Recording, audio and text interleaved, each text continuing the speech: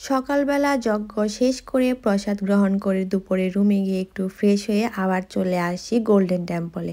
Golden টেম্পলের দিকে এখনও গোলাপ ফুল ফুটেনি, গাছে পাতা ধরা শুরু করেছে। আর এই যে জায়গাটা এরকম, আর অনেক বেশি রোদ ছিল। এখন বিকাল প্রায় 4:30 বাজে, তবু অনেক বেশি রোদ ছিল। এবার চলে যাব মন্দিরে।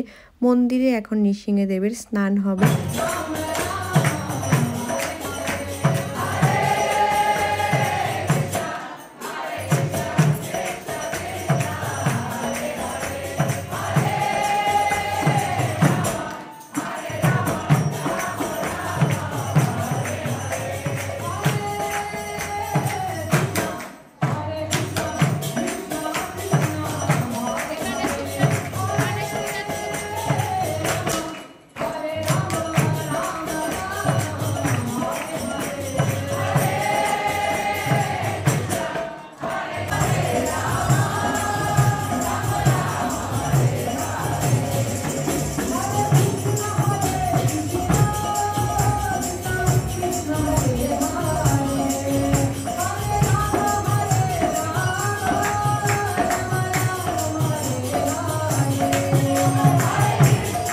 যেই দিন অনুষ্ঠান থাকে সেই দিন বিকালবেলাও প্রসাদ বিতরণ করা হয়। আর আজকে যেহেতু নৃসিংহদেবের পূজা ছিল, যারা উপবাস ছিল তাদের জন্য প্রসাদের আয়োজন ছিল। আর এই ব্লগগুলো হলো পরের দিন সকালবেলা ঠাকুরের আরতি হচ্ছিল, কারণ এরপরে আর ব্লগ কন্টিনিউ করিনি, খুব টায়ার্ড লাগছিল। আর চেষ্টা করছি ছোটোখাটো করে সব কিছু দেখানোর জন্য। আর বৃন্দাবনে গিয়ে ঠাকুরের নাম কীর্তন করা আর এগুলোর জন্য আলাদা করে খুব একটা ব্লগ করিনি, কারণ ব্লগ করলে অনেক সময় পূজাগুলো মিস করে যাওয়া হয়। জাস্ট ছোট ছোট ক্লিপ নিয়ে রেখেছি আপনাদের সাথে শেয়ার করার জন্য।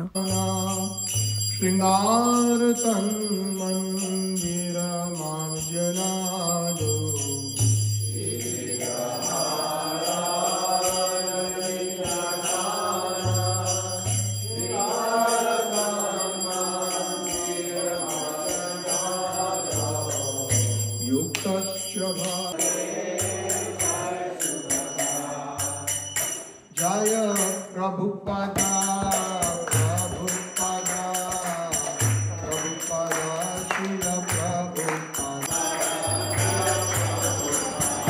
प्रभुपादा प्रभुपादा प्रभुपादा प्रभुपादा जय प्रभुपादा।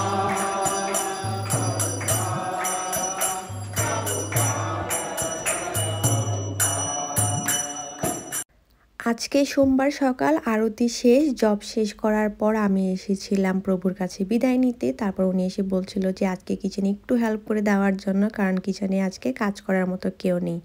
আর যেহেতু এখন 6:30 বাজে, আমরা বের হব 8টায়, তাই ভাবলাম যে যতটুকুই করে দিতে পারি অল্প করে দিয়ে গেলে যতটুকুই হেল্প হয় আর কি। 1 ঘন্টার জন্য কাজ করতে আসছিলাম। এসে এখানে কেউ ছিল না, সবাই একসাথে কাজ করলে যেই ভালোটা লাগে, তাই আমি একা একাই এখানে কাজ করছিলাম। আর এই যে কিচেনে কাজের বিষয়টা পুরোটাই ভলেন্টিয়ারিং, যার যখন ইচ্ছা হচ্ছে কাজ করছে। এখানে কোনো বাধা ধরার নিয়ম নেই। যদি আপনি বলেন আপনি কাজ করতে চান, তাহলে আপনাকে কাজ করার সুযোগ দিবে। এখানে কোনো নিয়ম নেই যে আপনাকে উপবাস থেকেই সবজি কাটতে হবে, কিচেনে হেল্প করতে হবে। আমরা তো যেহেতু সকালবেলা সবাই স্নান শেষ করেই মন্দিরে আসি, তাই আমাদেরকে আলাদাভাবে কোনো নিয়ম দিয়ে দেয় না যে এভাবে করতে হবে। আর যেহেতু কোনো নিয়ম নেই, কোনো বাধা নেই, তাই কাজ করতেও কোনো সমস্যা নেই। সকালবেলা যেহেতু এখন 8-9টা বাজে ভোগের আয়োজন হয়ে যাবে, সকালবেলার রান্নাবান্না অলরেডি মোটামুটি প্রায় শেষের দিকে। সকালবেলার রান্না শেষ করে দুপুরের ভোগের আয়োজন করে, এর জন্যই সবজিগুলো কাটাকাটি করছিলাম। সবজি কাটা শেষ করে 7:30টার দিকে আমি রুমে চলে যাই। গতকাল রাত্রেই সব কিছু রেডি করে রেখেছিলাম, প্যাকিং করেছিলাম। সকালবেলা শুধু গাড়িতে সব ব্যাগগুলো ঢুকিয়ে নিয়ে যাই। তারপরে সব কিছু গাড়িতে তোলার পরে শেষবারের মতো ঠাকুরকে আজ একটু দর্শন করে যাচ্ছি, আর একটু প্রণাম করে যাচ্ছি। আবারও আরেকটা বছরের অপেক্ষা, আরেকবার সামনের বছর আবার আসবো। এই যে সকালবেলা দেখেছিলাম যে অন্য রকমের জামা কাপড় পরা ছিল, আবার এখন ঠাকুরের যে জামা কাপড়ের কালারটা এত সুন্দর লাগছিল, সব কিছু ভালো করে ভিডিও করে নিচ্ছিলাম। তারপর এখানে ধর্মকথা হচ্ছিল, আর মনটা খারাপও লাগছিল যে আরেক বছর পরে আসবো। এই 3 দিন কীভাবেই চোখের পলকে কেটে গিয়েছে বুঝতেও পারিনি। যাই হোক, এই বছর বৃন্দাবনের ব্লগগুলো আমি একটু বড় করতে পারিনি বা ডিটেলসে দেখাতে পারিনি। আমি এবছর খুবই এনজয় করেছিলাম, জায়গাটা এত বেশি ভালো লাগছিল। এখন রওনা দিয়ে দিচ্ছি বাসার উদ্দেশ্যে। আজ এই